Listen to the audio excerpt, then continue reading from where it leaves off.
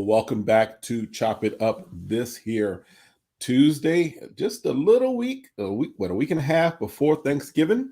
Yes. Turkey and dressing and greens and who knows what else. Mac and cheese, baby. Yes, sir. Mac and cheese. All right. So my name is Kevin, host of Chop It Up, where we have conversations about anything and everything that you would normally have in the barbershop, church, relationships, basketball, football, whatever. We talk about it for your enjoyment.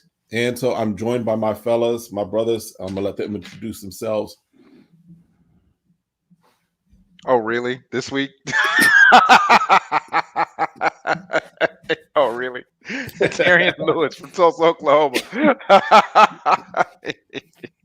I get so many comments. How am I supposed to follow that? I'm like, bro, you got a mind just like I do, brother. And I know stuff is up there. You just holding back. You don't want to say it.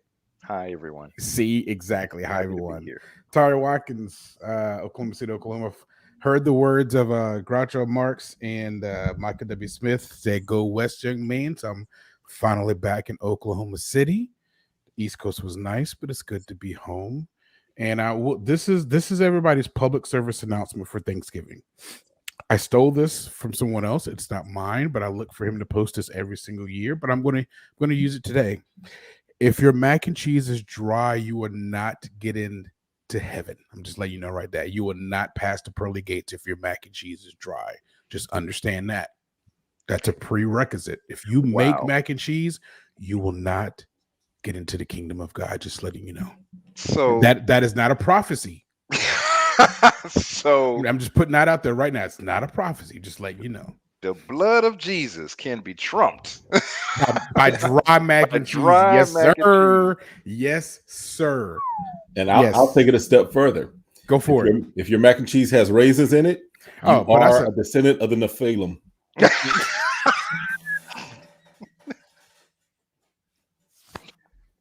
For those of you that don't know, go ahead, Darian. Who don't know what the Nephilim are, let's just keep it simple. You are a mix of the devil, yes, and the worst of humankind. The worst. Oh, that is hilarious. I just said you couldn't get to heaven. This dude just said you are a descendant of. If you put raisins in your mac and cheese, or broccoli, descendant of devils, or cauliflower, or carrots, no, none of that goes. Y'all some haters, man. Well, here's the thing. Here's an unpopular opinion. Breadcrumbs do not go on top of mac and cheese. I have a lot of people that disagree with that. But I'm like, if you can't make mac and cheese and have its own crust, then you don't know how to use proper cheeses. You use a hard cheese and you use a soft cheese, and it makes a crust. If you don't know how to do that, then don't make the mac and cheese. And give it to somebody else. This year we're gonna try and do a smoked mac and cheese. Oh, that's amazing. I've had that too. It's doable. I'm looking for it. Listen, my smoker is being put to use. I'm finding stuff to smoke. Your smoker may end up missing one day. I'm just letting you know. Listen, I'm just get my backyard and get past my my Rottweiler. Go for it. If you can do that, you can have it. Hey, I'm just saying I'm not about the cruelty to animals, but I may be strapped. I'm just letting you know. Okay, hey. But I have a real quick question. Yeah, I have a real quick question because What's I'm up, curious. buddy? All right, because if you notice, every time we discuss this season of the year and the weather that comes with it, all the things that come with it, and how Kevin is unencumbered by the Why are you bringing this up? Well, my question to Kevin is, do you guys actually eat like real Thanksgiving food, or is there some type of special West Coast Phoenix sunshine, turkey cranberry wraps? You know what I'm saying? With Gouda dressing, Gouda, collard greens. It's kale greens with arugula. Right. I'm just curious. We eat the same stuff. It's just if we forget something, we don't have to shovel our way out to go get to this dude right here. This dude right. We can just hop in the car. He said shovel our way out. We don't live in Chicago. If we shovel anything here, people will lose their minds. That's happened before. Oh, it has lose their happened. minds. You're right. So I don't have to tie myself down from the wind and the tornadoes. Okay, I'm gonna give you that one. I can't argue with that We one. literally had a tornado warning last week. The wind was blowing so hard. I'm literally on my lunch break with the leaf blower, blowing them off the patio. And then I'm like, why am I out here? Why am I even doing this? It was so frustrating. It was. So, Kevin, Hey, don't man, be pulling your no, he said, co-signers tell on him here, Pastor. man. We don't need anybody backing up Kev. Hey, brother, I love you backing up Kev and Carl. Hey, that's Pastor. But hey, no, don't back him up on this one. No, man. I'm just saying. You always just saying. He's always like, notice how the sleeves are rolled up. I just Hey, came from outside. Hey, at least it was 78 today and 74 yesterday, Darian. So hey, we got it was a little 83 today, actually. Did it get up to 83? Got up to 83 up here. Oh, I forgot you up there. You all are welcome. We share from to y'all. Like he Amazoned it. He can't even be happy for us. No, You're welcome. You're welcome. Good grief, man. It's the residual effect because it does get so hot here that the heat has to dissipate. It has to roll over. You can keep that heat, bro. I'm telling you. I've told people way too many times. I can only take so many things off before they send me to jail. I'm sorry, and then I'm still going to be hot. That's horrible. Right? In jail, exactly. Still hot. I could put more clothes on. I mean, I don't mind a little chill in the air, but when Satan's in the back of my car telling me to turn the AC on, man, I'm not doing that. No. He said it's hot up here. I know it is, bro. No, I'm not doing that. You can keep that. Funny. That is hilarious. All right, so we're gonna jump into today's topic. He said no feeling. Good. Hey, listen again. Raisins and macaroni and cheese. Let him go. Darren, he's serious too. I mean, no, don't get me wrong. I would not put in a raisin. No, but he pulled out words from seminary school, bro. Bro, like we got to break this down for folks because people are gonna be like, the what? Did he just cuss? What did he just say? Did he just cuss in Greek? Now I go to church too, but what is he talking about? But it reminds me of Pastor Timberlake, man. You remember back in the day we had to say, pastors used to read and say, read, and somebody would read the scripture. He was telling me about when he was growing up, and they were reading about Nebuchadnezzar and Daniel and all them and stuff like that. And the dude that was reading wasn't there. And so the pastor tried to read, and he was trying to read the passage. He says, hey, we're going to find out about... He tried to say Nebuchadnezzar, and he couldn't read it. He's like, well, we're going to... And he 3-part sermons back in the day. They always had that 3-part sermons. But we're going to find out who Nebi is, why he had a razor, and what he going to do with it. I'm like, what? I'm like, bro, it's Nebuchadnezzar. So, my bad, Kev. Go ahead. You good. That's okay. First of all, can we talk about how your camera is like zooming in and out? Your camera is like its own direction. Oh, that's a Dell product, bro. That's not me. I'm not doing any of that, but I do like it though. I'm not gonna like giving you a close up, smile for your yeah, it'll follow me across the room. You're not gonna do it now? Oh, there you go. There you go. A little slow. What up, sweetie? No, whatever. All right. So this conversation today stemmed from a few weeks back. Tori was in witness protection, so he wasn't on the conversation with us. Okay, you're gonna stop telling people I'm in witness protection. Someone's gonna believe that one day. Come on, man. Hey, the case got dropped. We're good. You're back. Bro, hey, you still in witness protection, bro? I was never mind. Go ahead. So Darian and I were having the conversation, and we started talking about, of course, I think the topic that we were kind of digging into was COVID and how different states and places have been responding to it as far as that. And then Darian kind of talked about a show that he watched. We both have watched it. He was kind of digging back into it, called The Last Ship. And The Last Ship is a show, no spoiler alerts, of course, but well, I can give it because the show's over, it's done. But basically it covers and deals with a naval ship that is there during the time of a major pandemic that has hit the entire world, and they are trying to find the cure. I totally forgot about that, man. And we're talking, and so that kind of led the conversation of, are we talking about predictive programming, which then led to The Simpsons and how they have been scarily, whether you want to say completely accurate or very close. Then They've been that, of spot course, on about a led lot of stuff. into the conversation of how does that tap into, touch onto the prophetic. And then from there, of course, because we are all men of the faith, got us to conversate about the prophetic. What does that look like? I'm joking. How are we? Have we gotten too spooky with it? Do we have people that are more accurate than others? What makes a prophetic place? All of those things. So those are kind of where we started, and so we wanted to expand that on that conversation a little today and talk about, just have a discussion about the prophetic, and really make it very accessible. So if you're watching and you have a comment or something, definitely we want to hear from you. We want to hear your questions. Not that any of us are nth level experts.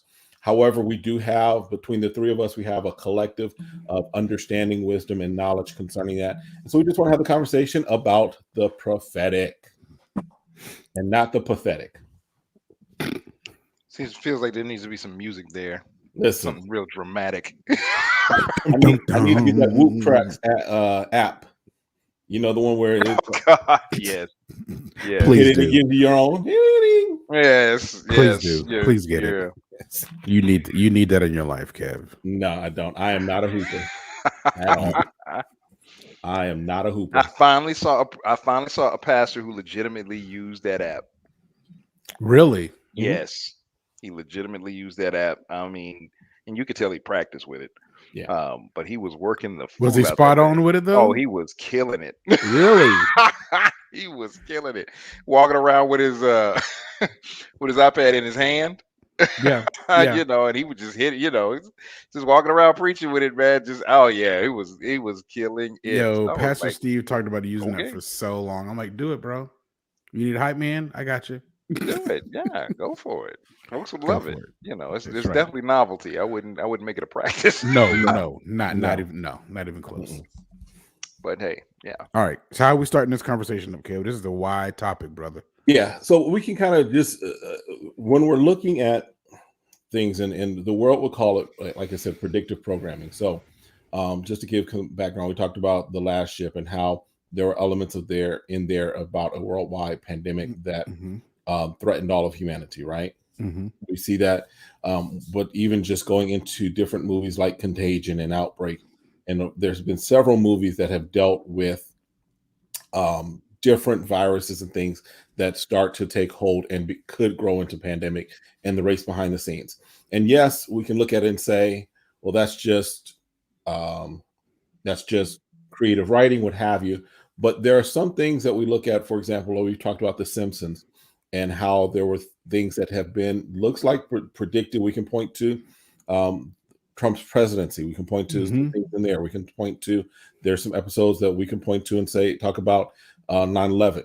There's even an episode or something talking that we could point to look at the murder hornets that were the thing last year. So there's lots of things that we can point to and say, if we're looking at it from just a natural level, we can say, okay, that's just coincidence.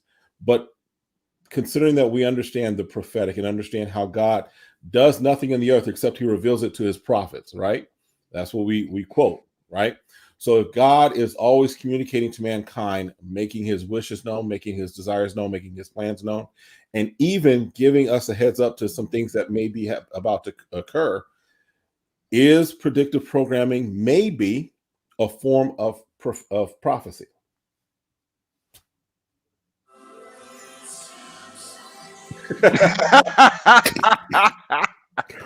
Your timing could not have been better, sir. I was trying to find a list of the things that the Simpsons have predicted, and it literally, when I clicked up the article, it pulled it up. That was not on purpose. My bad, Kev. I'm so sorry. Man, there's well, for the Simpsons, if we just look at them, there's 18 to 20 different things that they predicted. Yeah, this one says it's a list of 30. Oh wow. Yeah. On average, 10 to 20 years prior to them actually being.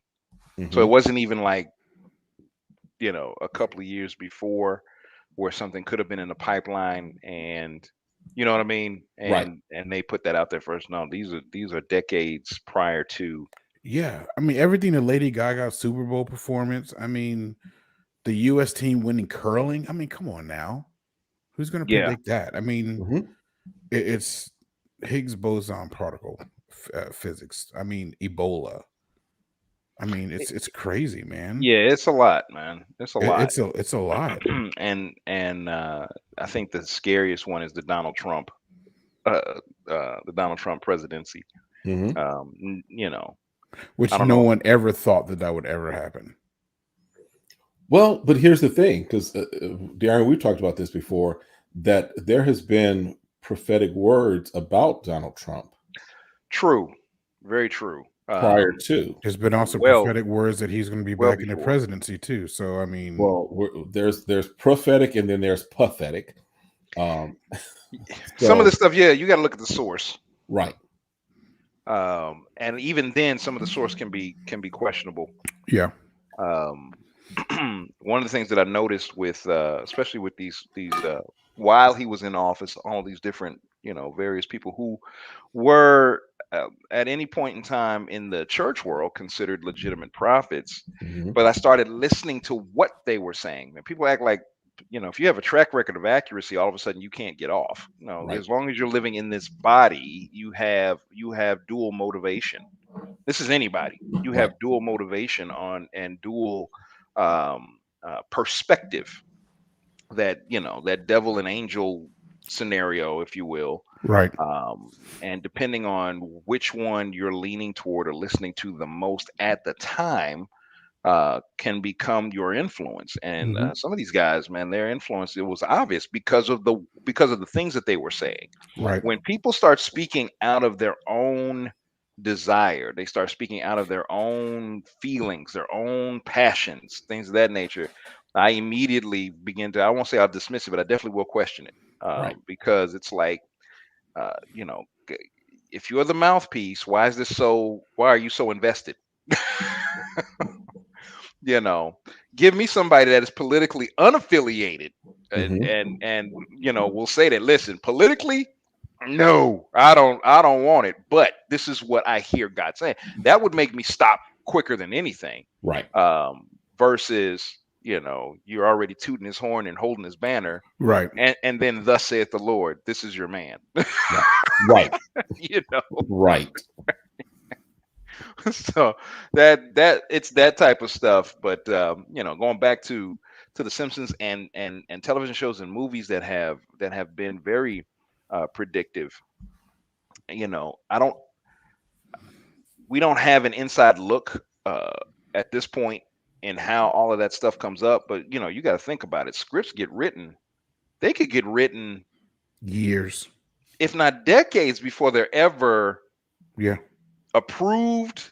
yeah, You know what I'm saying? Mhm. Checks written, people hired, Mhm. film shot, edited, distributed, and then seen.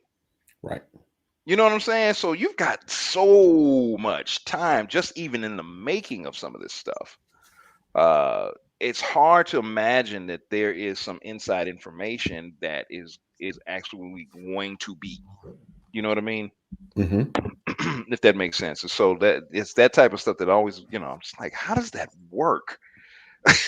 I know artistically, the imagination of anybody is as close to tapping into the prophetic as anyone can get, right, without being trained on how to really release that.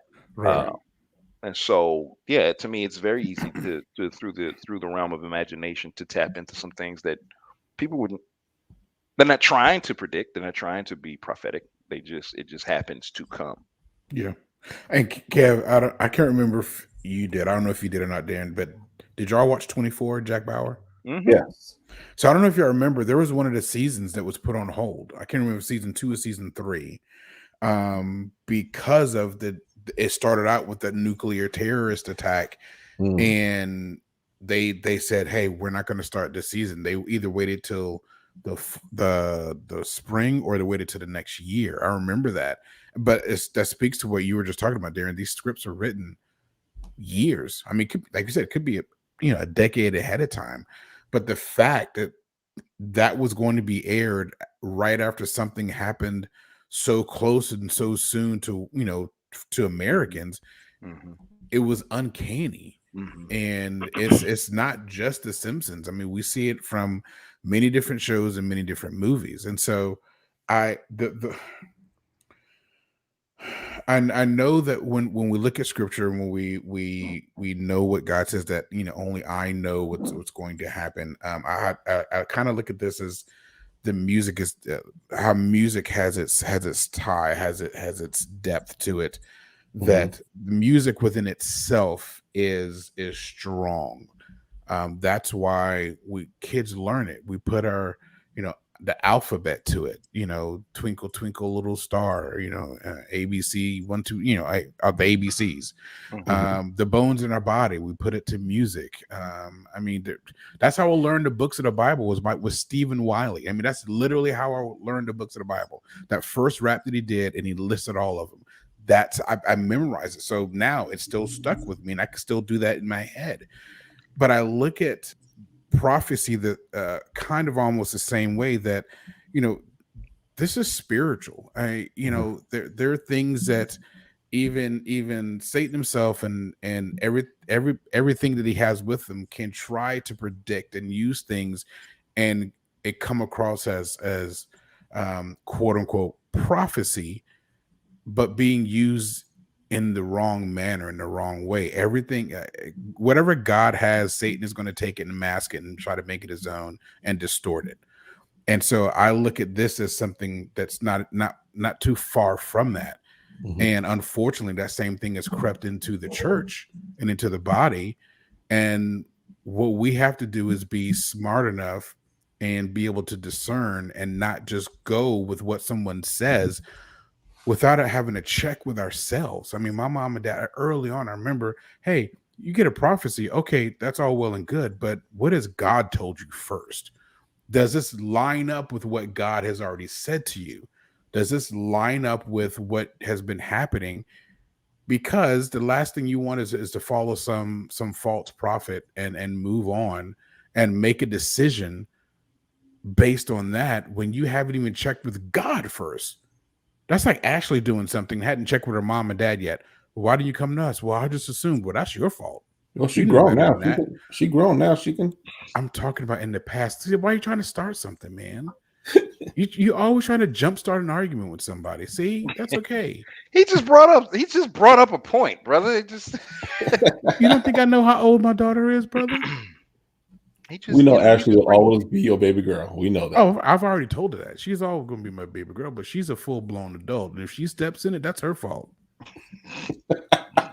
She's heard me say that. This is nothing new. Now, go ahead.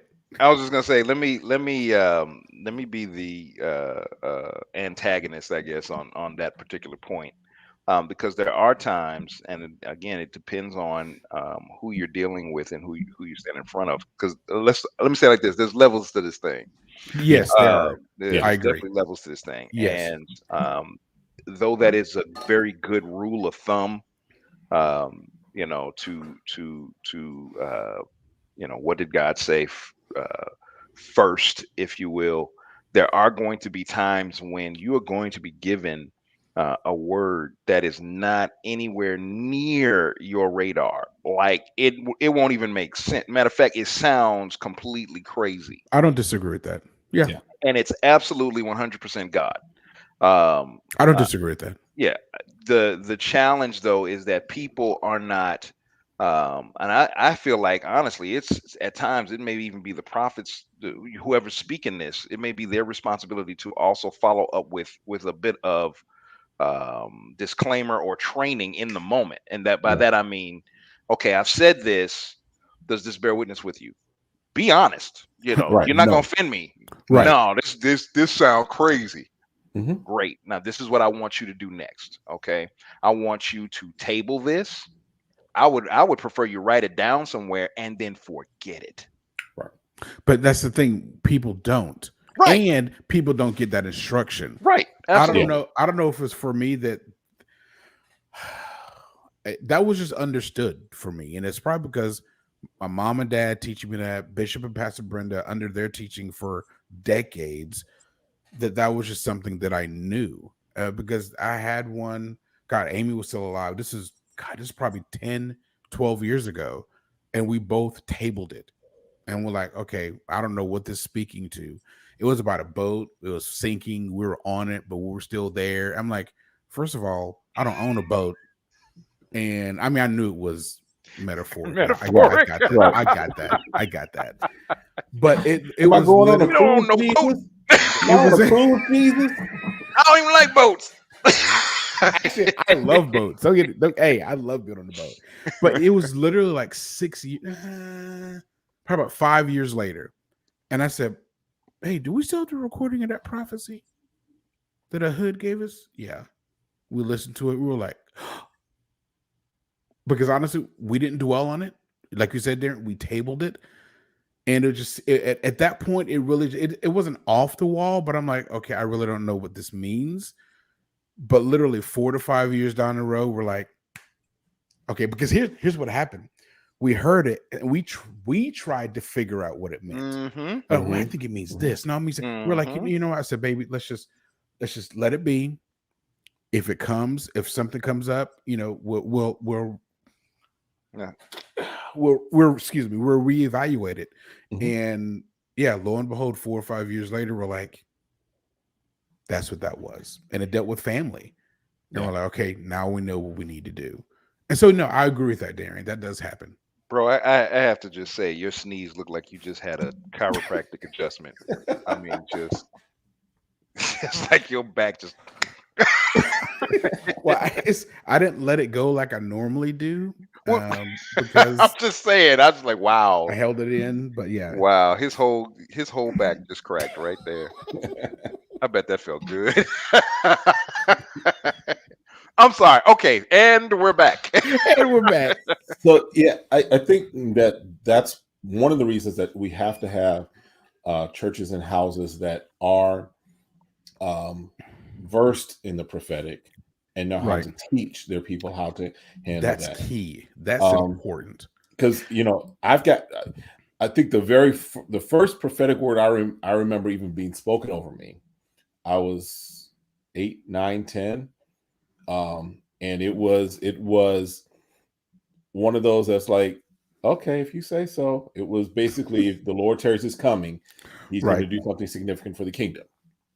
Right. Okay. Can I get to 12? Can I do that first? Can I get married? Can I have babies? I just want a bike.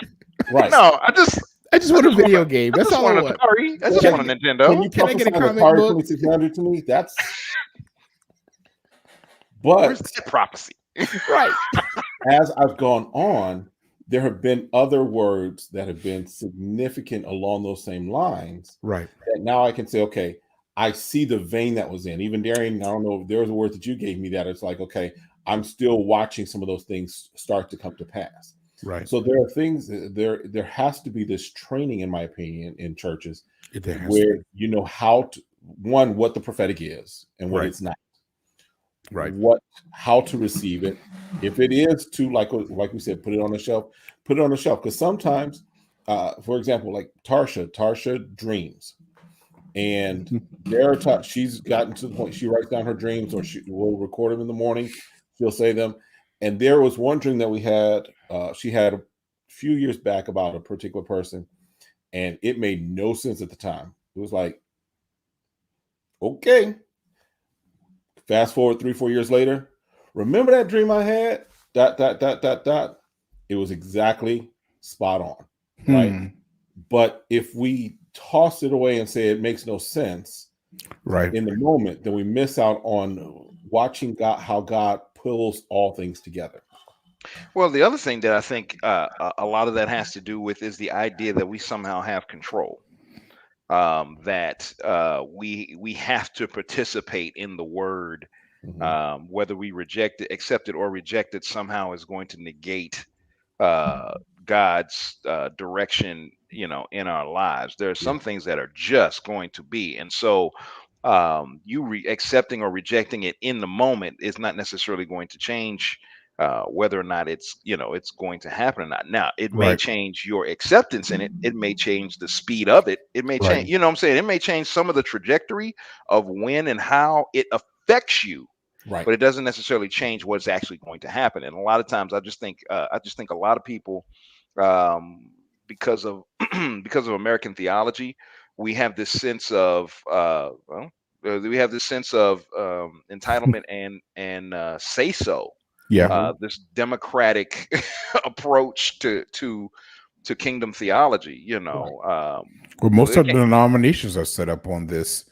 I get to vote the pastor in, or I get to vote what we do. it's I very, get, very American. yeah, I Yeah, get to vote what carpet we have. I mean, it's very, I get very to vote American, and we who, feel yeah, like it can't be God if I don't have a say. right, And when it comes to, if you're speaking over my life, I can bind it, I can loose it, I can cast it down, I can, baby, listen, yeah, if someone's speaking curses over you, that's one thing, but right, some of this stuff, at the end of the day, whether you believe it, don't believe it, accept it, don't accept it, at the end of the day, all you got to be able to say is, Lord, your will be done in my life, Yep. uh, and leave it at that. At the end of the day, yeah, there should be peace. And when I say that, I don't mean like a peace of knowing, I have a peace about this, and so I'm good with it. Whether you have a peace about what they said or not, you should walk away with peace. right. What, Regardless, regardless, whatever that's going to look like, yes, peace should be the end result. Whether it's that was crazy, we're gonna put that over there, and I'm gonna go to sleep tonight, knowing right, that right. whatever God's will is, that's what's going to take place. Because I've even heard some very negative prophecies that were. As a matter of fact, I had one. If I can use it as an example, I had a. This was years ago. But I pulled somebody. Anyway. I pulled somebody aside, and I saw them in a car wreck, and I felt the need to warn them that they were going to be in an accident. I told them what street. Now they thought I was crazy because I was a 1920, and I wasn't known to be anything. I wasn't recognized as nothing. I mean, I wasn't even a youth pastor at that time, so I wasn't nothing but a brother. Okay, but so they took it like that, like, okay, this dude, he's coming literally out of nowhere, but he's got this sense of urgency and he's very emotional. So obviously, he's just, let's, amen. 2 weeks later, they had the wreck, Wow. and they ran to me. They ran to me. And they said, I remember they said they turned the corner and that word came back to them. And they became alert immediately. And they feel like had that not come back, the accident would have been much worse than what it actually was. Wow. So, it's man, I can give you story after story of when people thought I was crazy. I told Mike Hill, he's passed since this, but I told Mike Hill, again, I wasn't nothing. Told him, I think, Kevin, I told you about this, where I had prophesied that they would witness to Run DMC, and then Run DMC would receive Jesus as a result of their witness. Dude looked at me like, man, move. I was with my friend. He said, dude, come get your boy, man. I don't know what he on. Come get your boy. I would say maybe 6 months later, again, he came pulling me, yanking me. Come here, man. I got to talk to you. Wow. And he didn't even tell me what happened. He started grilling me. How did you know?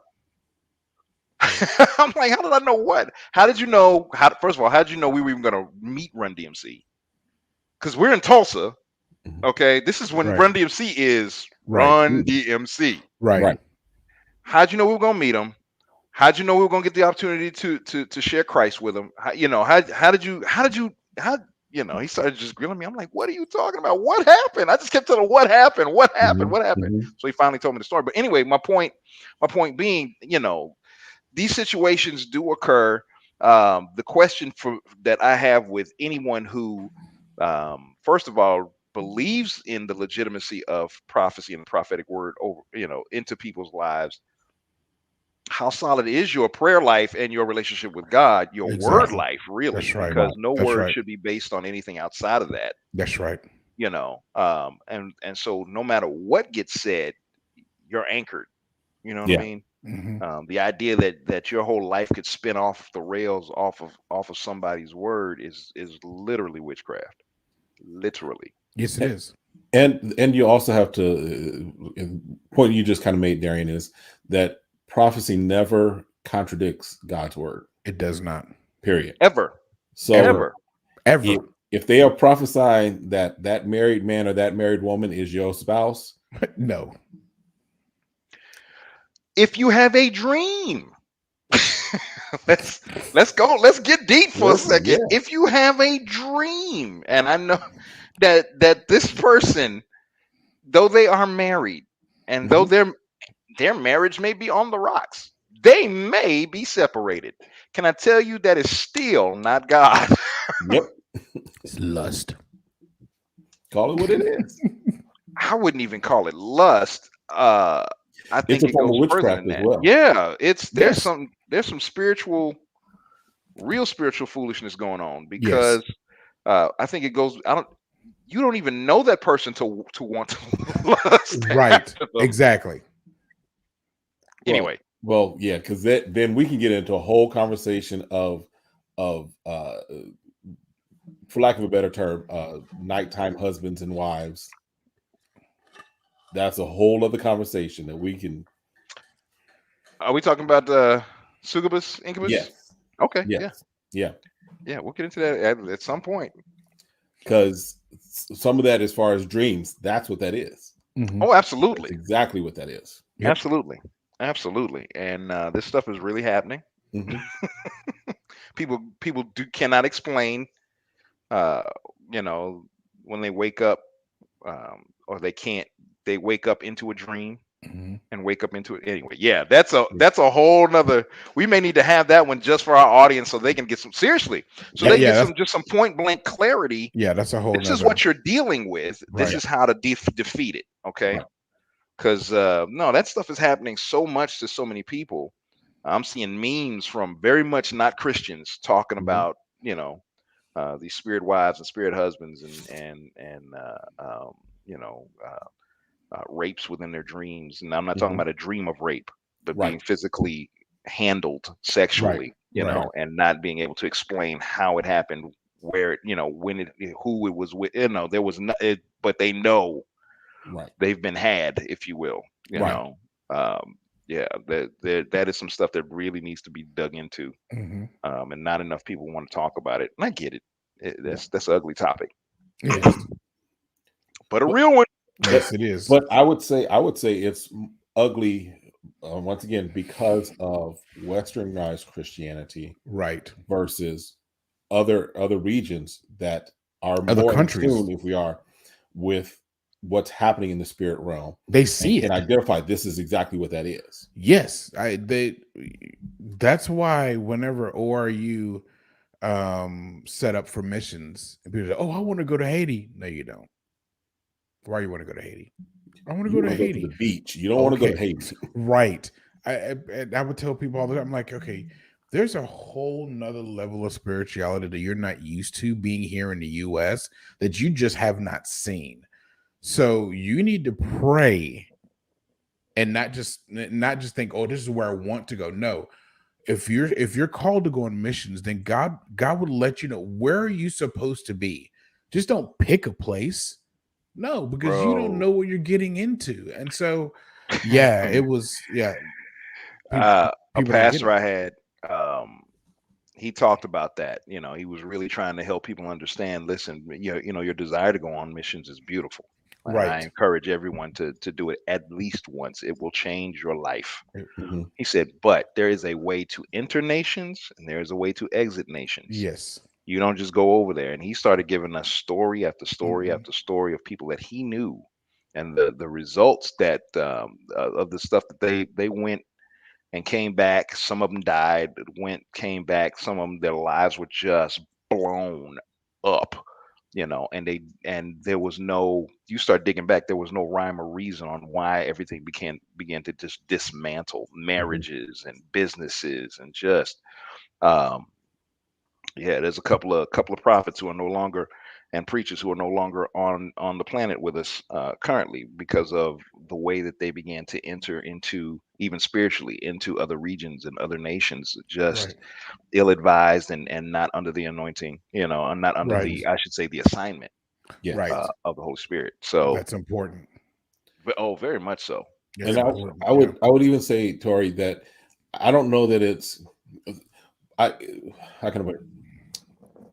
The same issues that are over, let's say, over in Haiti or over there, we just have become blind to them. I agree with that. We don't address it right as entertainment. I was one of the things here in Phoenix that I forget, one of the prophets of he's no longer in this city, but he's shifted.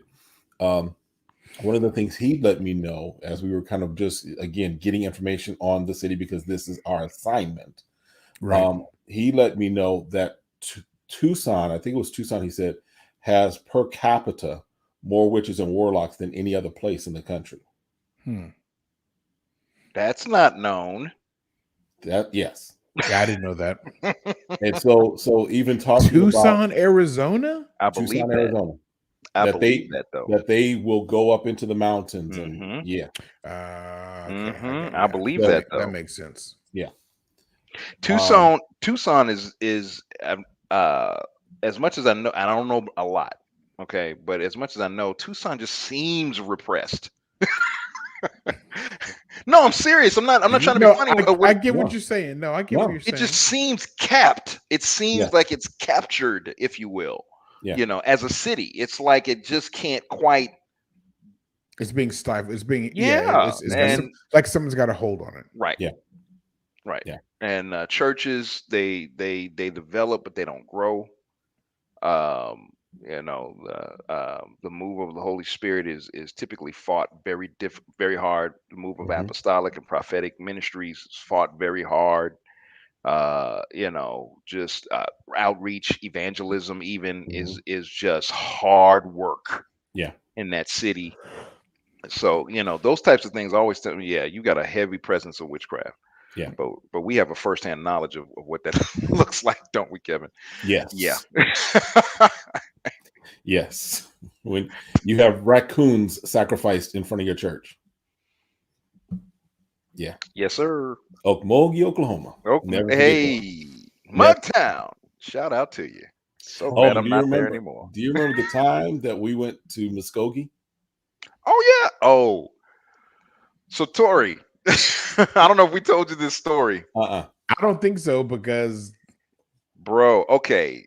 You want to tell it, Kevin, because yours will be brief. Or more brief than mine. So we were essentially looking at expanding from Okmulgee into Muskogee. Who's we?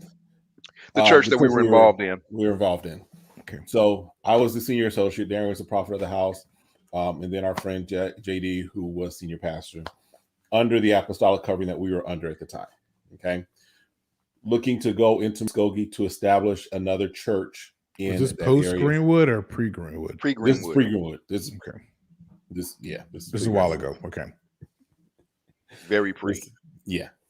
This is the reason why there is a Greenwood. All right.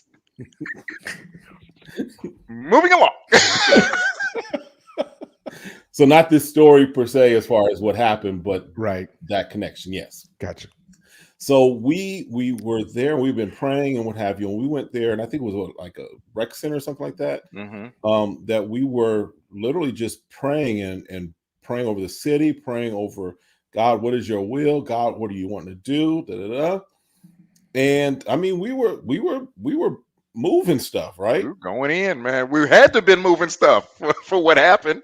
This man comes in, eyes wide, just comes in, looks at JD, who is the senior pastor, looks at him, looks him up and down, and then walks out.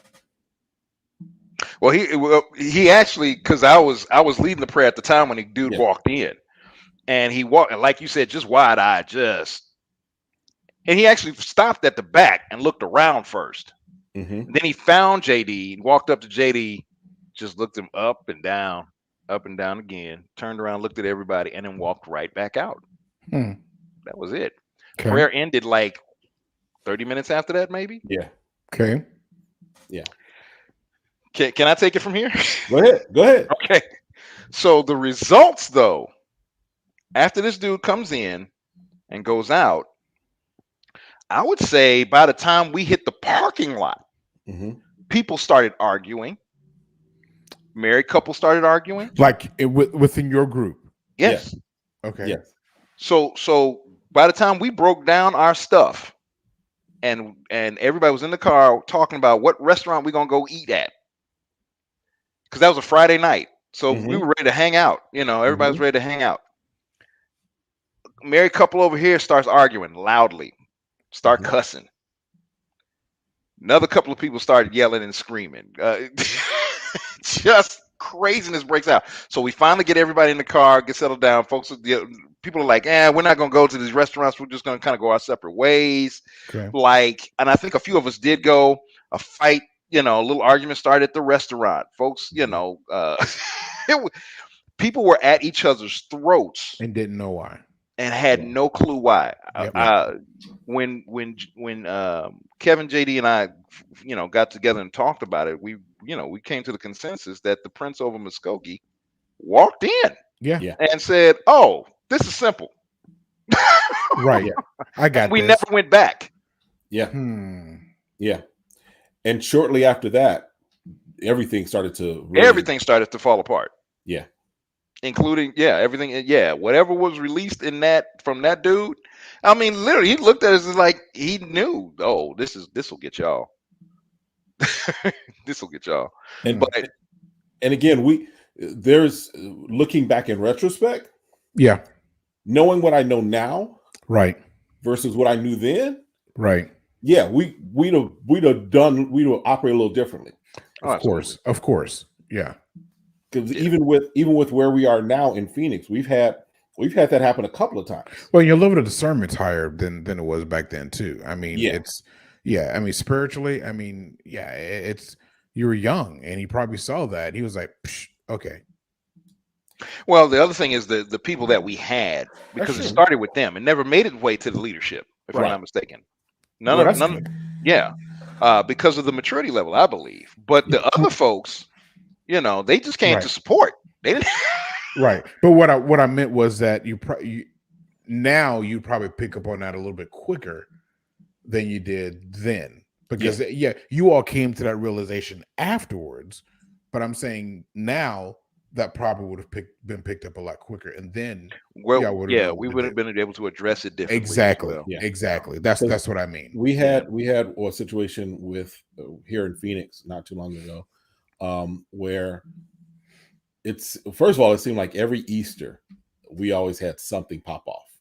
Every Easter we had signs stolen on Easter Sunday one year, like our signs to point people to the church. We had someone come in trying to disrupt every Easter. It seemed like for a while every Easter we were having something pop off. And then this particular Sunday we were there, we were worshiping, what have you. Somebody came in, and we were praying because we were in prayer. And then towards the end, or not towards the end, but a little before service started, he came in my face, started moaning, and then, because I recognized what it was, immediately rebuked it, and he went. But then what I did was we spent that entire Sunday talking and teaching on what you just saw. Right. So knowing now what I know then, knowing now what I could have known then, if I knew then what I know now, we would have immediately turned that into a teaching moment. Exactly. To say, this is what we just experienced. Exactly. Not just, oh, that was interesting, and oh, let's take notes. No. We would have dealt with it, addressed it, taught on it, so that then what they experienced as far as the manifestations of strife and all of that could have been lessened because we had taught on it. Right. And it could have stopped that snowball effect. You never know. I mean, So yeah, and that's kind of what my point was. That Yeah.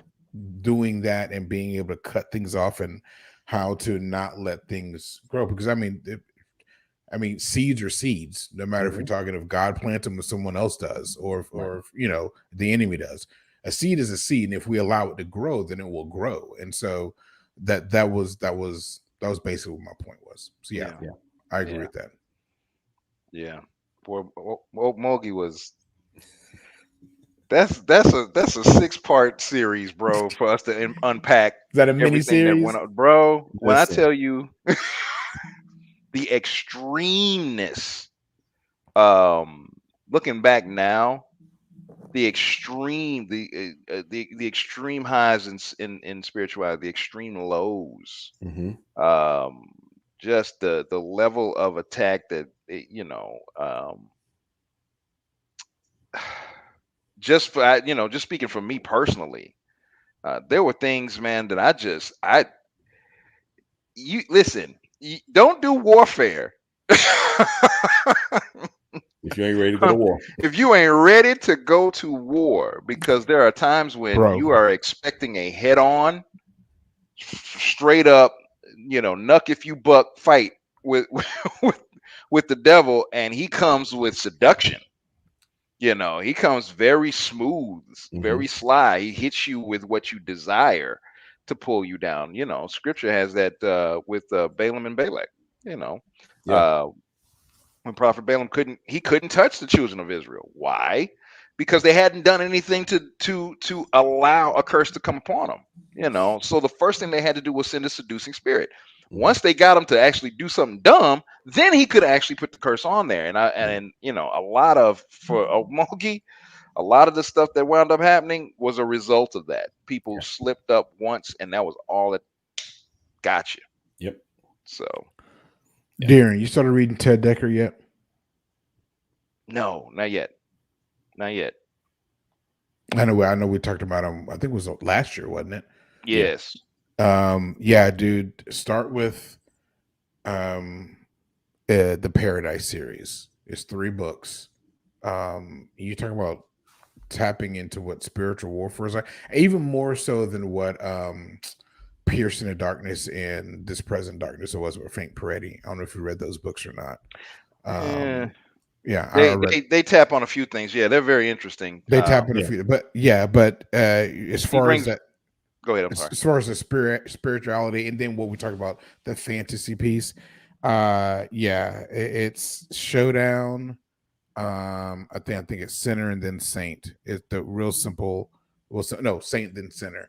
Real simple titles, but yeah, it's read that. Trust me. I mean, knowing how your brain works and then what you all just talked about now and Ukmulgi, bro, yeah, we haven't even tapped this Showdown. Seriously, Showdown, Saint and Sinner by Ted Decker. All right, Seriously, I am putting it down as we speak. I would strongly suggest. Now, of course, it's fiction, but yeah, I would strongly suggest those 3. I'm gonna just say, Mogi needs a documentary, bro. Speaking of documentaries, what we were able to do. I mean, literally, you talk about a church that bridged the gap, black and white. 2, in the short amount of time, was the fastest growing church in that area, in the region. Yeah, in Muskogee. Yeah, well, Mogi. Mogi. And if you using the analogy, because I think it was Bishop McIntosh who would teach that a mega church is if you've got, I think it was 1% of the population. Oh yeah, of the city. We were a double mega church. Yeah, in Okmulgee. So yeah, the man, we started reading. That was right after. Matter of fact, had we already? Yeah, we had. I don't remember how long we were actually in existence when we wound up when. What is her name? Cindy Trim. Thank you. When she came through town, how long? We have been because I came in after Okmulgee was maybe a year old, I think. Okay. And I know she came shortly after that. So Mogi had been in existence for about a year and a half or so. Okay. Well, we had all just came in. I think you came in and I came like right after you, maybe 3 months later. Yeah.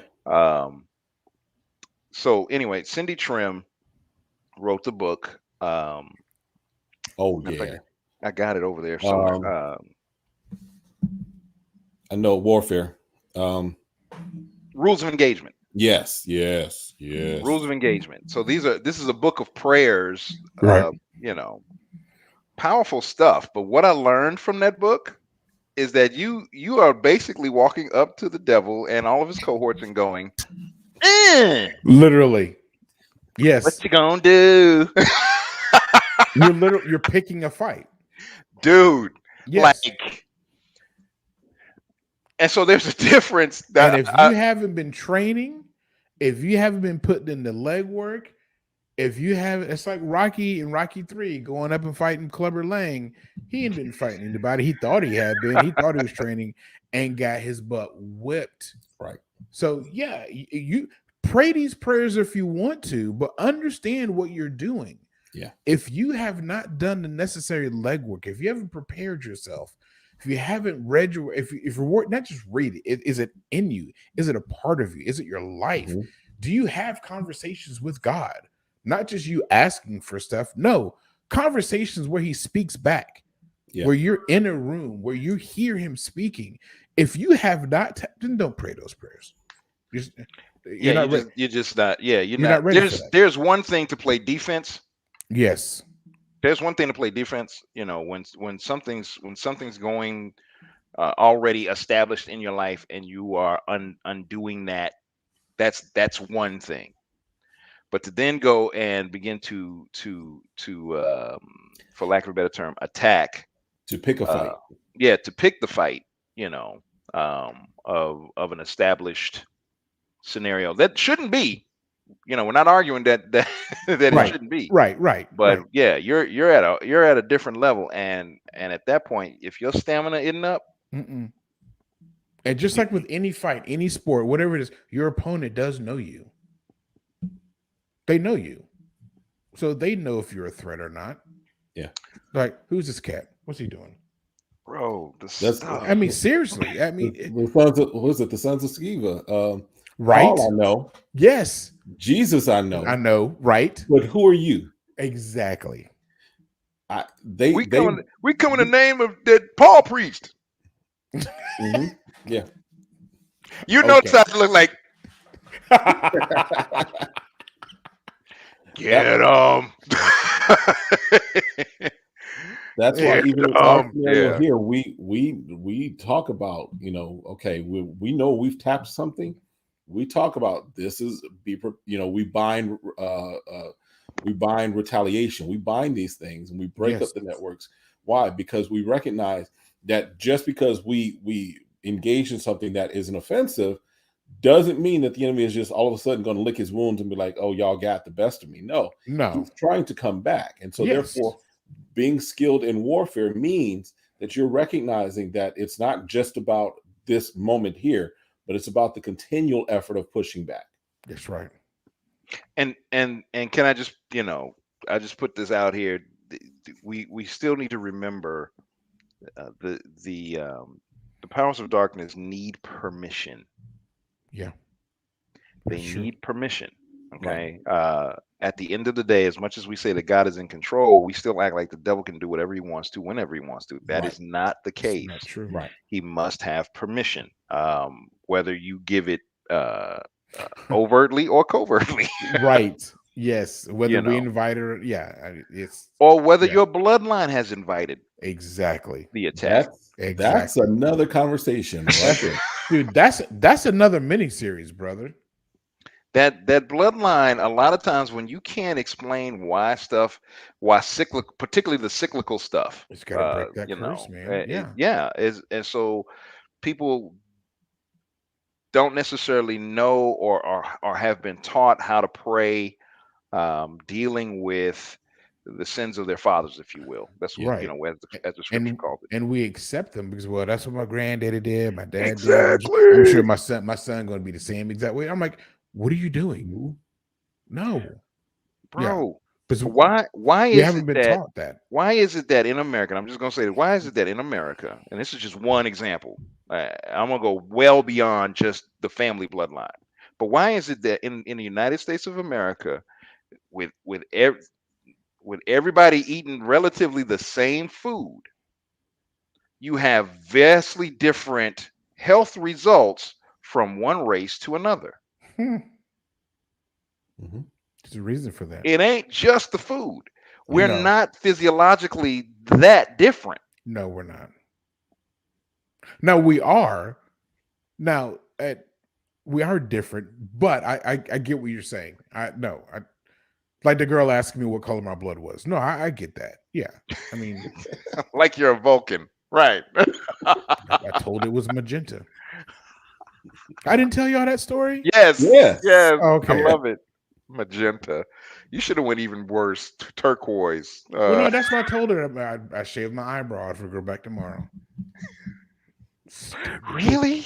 Go read a book. Go read a freaking book. What's wrong with you? You're at school. Find a teacher. Right.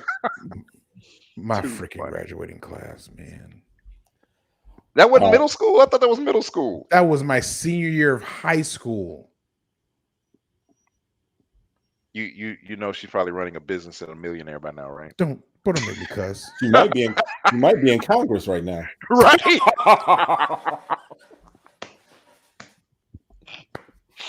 Here's the thing. You're probably not wrong. I mean, I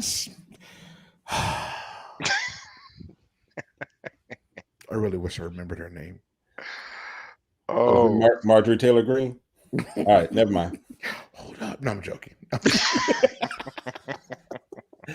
All right, so listen, that's it for this episode of Chop It Up. We wanted to have a conversation on the prophetic, and we've covered a lot of ground. And so before it devolves into something completely different, we're just going to wrap it up today for Chop It Up. Again, every Tuesday we are here having the conversations that we would have in barbershops across the country, bringing it online for your entertainment, enjoyment, and edification.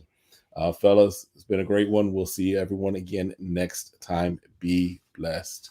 If your mac and cheese is dry, you're getting downgraded to Children's Day. You can't cook on Thanksgiving anymore. Just like And if you got raisins in it, you are part of the you excommunicate.